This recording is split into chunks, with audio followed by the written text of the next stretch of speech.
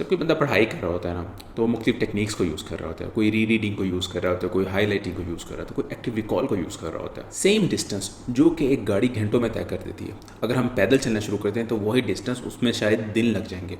तो इसी तरह यह है कि आप अगर अपनी स्टडी सेशन के अंदर इनअफेक्टिव स्टडी टेक्निक को यूज़ कर रहे हैं तो फिर वो आपको बहुत देर लगेगी और शायद चीज़ें भी आपको उस तरह याद ना रहे। अस्सलाम वालेकुम, मेरा नाम है हन्नान और आज हम डिस्कस करेंगे कि स्टडी सेशन के अंदर मैं ऐसी क्या चीज़ें करता हूँ कि जो स्टडी सेशन हो वो मैक्सिमम इफेक्टिव हो सके।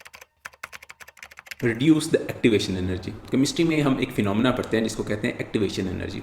जब दो मॉलिक्यूल्स आपस में कंबाइन करते हैं तो उनको सर्टेन अमाउंट ऑफ एनर्जी चाहिए होती है, तो फिर ही एक रिएक्शन आगे कैरी ऑन होता है। तो पढ़ाई भी ऐसे है, अगर आप उसको कैरी ऑन करना चाहते हैं तो आपको एक्टिवेशन एनर्जी जो है ना उसको कम करना होगा ताकि पढ़ाई का रिएक्शन हो सके।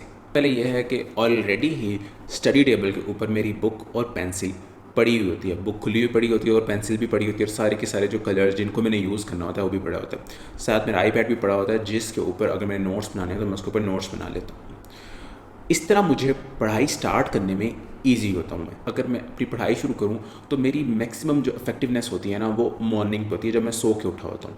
तो मैं अपनी पढ़ाई के सेशन को ऐसे ही रखता हूँ कि जब मैंने सो के उठाऊँगा सबसे ज़्यादा मेरी एनर्जी होगी, मैंने तभी पढ़ाई करनी है। उसके बाद जो सी चीज़ें हों जो कोई फ़न की हो, जैसे मैंने कोई वीडियो देखनी हो या मैंने किसी फैमिली मेम्बर से बात करनी हो या किसी दोस्त को फ़ोन कॉल मिलानी हो, तो मैं कोशिश करता हूँ कि वो मैं अपनी स्टडी सेशन के बाद करूँगा ताकि वो चीज़ मेरी एनर्जी ड्रेन ना करे और मुझे एक तरह से रिवॉर्ड भी मिले और मैं स्टडी सेशन को कंटिन्यू करने में मेरे लिए ईजी हो, पढ़ाई स्टार्ट करनी हो। तो मैं अपने स्टडी सेशन में मोस्टली एक ऐसी चीज़ रखता हूँ कि जो मेरे लिए ईजी हो। जैसे मुझे एनाटमी का सब्जेक्ट सबसे ज़्यादा ईजी लगता था तो मेरा कोशिश करता था कि मैं चीज़ों की एनाटमी की तरफ पहले जाऊँ। इसके अलावा मुझे पैथोफिजियोलॉजी बहुत पसंद थी तो मैं कोशिश करता था कि मैं पैथोफिजियोलॉजी की तरफ जाऊँ ताकि जब मैं एक दफ़ा एंटर हो जाता हूँ उस चीज़ में फिर मुझे चीज़ें कंटिन्यू करने में ईजी होगा।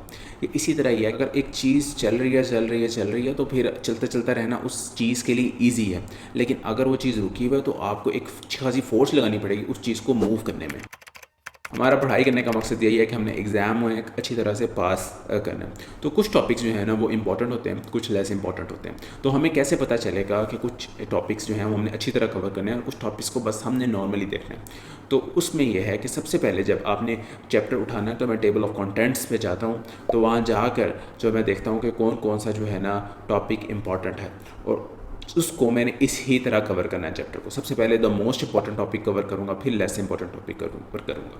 तो इसमें मैं थोड़े सीनियर से हेल्प ले लेता हूँ कि कौन से टॉपिक्स जो है ना वो एग्ज़ाम के लिए सबसे ज़्यादा इंपॉर्टेंट है और वो हमने मैक्सिमली कवर करने हैं। और उस टॉपिक के अंदर फिर मैं उसमें जाता हूँ और उसको अच्छी तरह कवर करने की कोशिश करता हूँ। Apply the survey and the question of SQ3R study method. भी चैप्टर का टॉपिक खोला हुआ है ना, तो उस सबसे पहले जो बुक है उसके ऊपर मैं टेबल ऑफ कंटेंट्स और डायग्राम्स उन पे फोकस करता हूँ। इसके अलावा जो हेडिंग्स और सब हेडिंग्स है ना उन पे भी फोकस कर रहा होता हूँ। इसके अलावा कुछ जो टेक्स्ट के अंदर जो फ़ॉन्ट होगा ना वो अटैलिक हुआ होता है या बोल्ड होता है, तो इसका मतलब यह है कि ये एक इंपॉर्टेंट पीस ऑफ इंफॉर्मेशन है, तो मैं कोशिश करता हूँ कि उसको भी देख लूँ।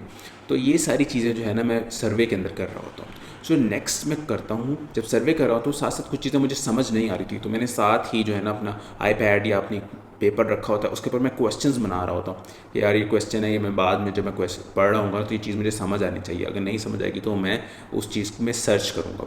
तो इस तरह करके एक साइड पे ना एक क्वेश्चंस भी बन रहे होते हैं। मैं रीड कर रहा होता हूँ तो मैंने अपना हाईलाइटर साइड पे रखा होता है। पहली गो के अंदर जो है ना मैं उसको हाईलाइट नहीं करूँगा और उसके बाद मैं कोशिश करता हूँ मैं उस चीज़ को अंडरस्टैंड कर लूँ। और हाईलाइट जब मैं कर रहा हूँ तो मैं कोशिश करता हूँ कि जब मैं दूसरे गो में पढ़ रहा हूँ तब हाईलाइट करूँ। और मैं हाईलाइट इस तरह करता हूँ कि जो मेरे हाईलाइट किए हुए वर्ड्स हैं ना बेसिकली सेंटेंस बना रहे होते हैं ताकि नेक्स्ट टाइम जब मैं उस टॉपिक को कवर कर रहा हूँ तो मेरे एक नोट्स बने। और अगर मैंने कोई साइट पे नोट्स बनाने हो तो मैं आईपैड पे या पेपर पेंसिल पे नोट बना लेता हूँ। अब मैं यूजली आईपैड को यूज़ करता हूँ और पेपर पेंसिल को इतना यूज़ नहीं करता क्योंकि आईपैड में बहुत ज़्यादा मेमोरी होती है और बाद में आप बड़े अच्छी तरह जो है ना उन अपने नोट्स को एडजस्ट भी कर सकते हैं और पिक्चर्स और डायग्राम और इन सब चीज़ों को भी ऐड कर सकते हैं। अब जैसे 25 से 30 मिनट गुजरते हैं ना तो मेरी जो फोकस और अटेंशन है ना वो डाइवर्ट होना शुरू हो जाती है। तो बेसिकली ये मेरा क्यू होता है कि भाई अब आपका फोकस जो है ना वो कम हो रहा है। तो इसमें मैंने अपने मोबाइल फ़ोन में एक अलार्म लगाया हुआ था, उसमें यह है कि हर 25 मिनट्स बाद वो बजता है। उसमें फिर मैं 5 मिनट में कोई ब्रेक ले लेता हूँ, उसमें यह है कि पानी जाके पी लेता हूँ या कुछ फ्री से कोई चीज़ ले लेता हूँ या फिर यह है कि वहीं सर रख लेता हूँ और थोड़ा जो है ना अपने आप को रेस्ट दे देता हूँ, और उसके बाद फिर दोबारा जो है ना 5 मिनट के बाद मैं 25 मिनट का फिर सेशन करता हूँ। इस तरह करके मैं 3-4 जो है ना पोमोडोरोस लगाता हूँ। तो उसमें यह है कि हर 5 मिनट की ब्रेक लेने से ना मेरी जो फोकस और अटेंशन है वो बढ़ जाती है। तो ये पोमोडोरो जो स्टडी मेथड है ना, ये फोकस करने का ना एक बहुत ही अच्छा मेथड है। मैं टॉपिक पढ़ रहा था, मुझे बेशक उसकी अंडरस्टैंडिंग हो रही थी, लेकिन अभी तक मुझे याद नहीं हुआ था। तो मैं फिर क्या करता हूँ, बुक क्लोज कर लेता हूँ और आंखें बंद करके ना उस टॉपिक को रिवाइज करने की कोशिश करता हूँ। ये मैं एक्टिव रिकॉल कर रहा हूँ तो कि जो चीज़ मैंने पढ़ी है वो मुझे याद है कि नहीं है। इसके अलावा जो है ना मैंने कुछ क्वेश्चंस बनाए हुए थे, उन क्वेश्चंस का मैं आंसर ढूंढ रहा होता हूँ कि वो मुझे अब आंसर आता है उन क्वेश्चंस का कि नहीं आता। उसके अलावा मुझे जो उनसे इंपॉर्टेंट क्वेश्चन लगते हैं उनको मैं या तो गूगल शीट्स में एंटर कर लेता हूँ या मैं उनको अंकी के अंदर एंटर कर लेता हूँ, ताकि जो है ना वो परमानेंटली मैं ना उनको बार बार देखता रहूँ और मेरी स्पेस रेपिटेशन भी होती रहे। आपने अब जो चीज़ याद कर लिया, अगर आपने उसे एक ही दफ़ा पढ़ा है तो वो आपको कुछ दिनों में भूल जाएगी। हमारी मेमोरी जो है ना ओवर द टाइम डिक्लाइन हो जाती है। तो मैं क्या करता हूँ कि अगर तो मैं गूगल शीट यूज़ कर रहा हूँ ना, तो मैंने जोन से भी पढ़ाई की वो चीज़ों की ना, तो उसमें मैं लिख लेता हूँ कि ये मैंने इस दिन रिवाइज़ किया था, मैं नेक्स्ट इस दिन करूँगा और उसके बाद नेक्स्ट मैं उस दिन करूँगा।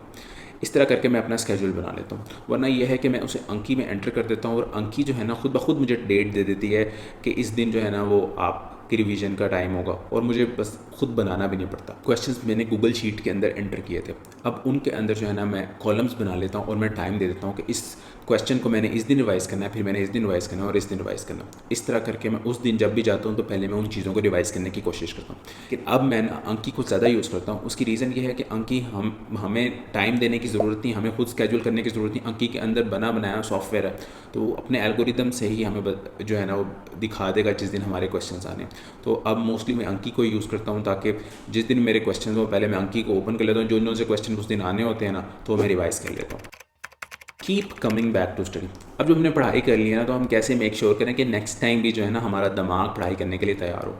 देखिए, पढ़ाई करना एक मुश्किल चीज़ है, ये एक आसान चीज़ नहीं। आप स्ट्रेस ले रहे होते हैं, लिखी हुई एक लाइन है, उससे आपने कोई कॉन्सेप्ट अपने जहन को देना है, तो आपका दिमाग जो है ना अच्छा खासा स्ट्रेस्ड आउट होता है। तो एक मुश्किल चीज़ है, तो हमारा ब्रेन जो है ना मुश्किल चीज़ों को अवॉइड करने की कोशिश करता है। तो हम ऐसी क्या चीज़ कर सकते हैं कि जो है ना हमारा ब्रेन दोबारा यही स्टडी सेशन को दोहराने के लिए तैयार बैठे रहे। मैं ये क्या करता हूँ कि मैं अपने आप को कुछ ना कुछ रिवॉर्ड देता हूँ।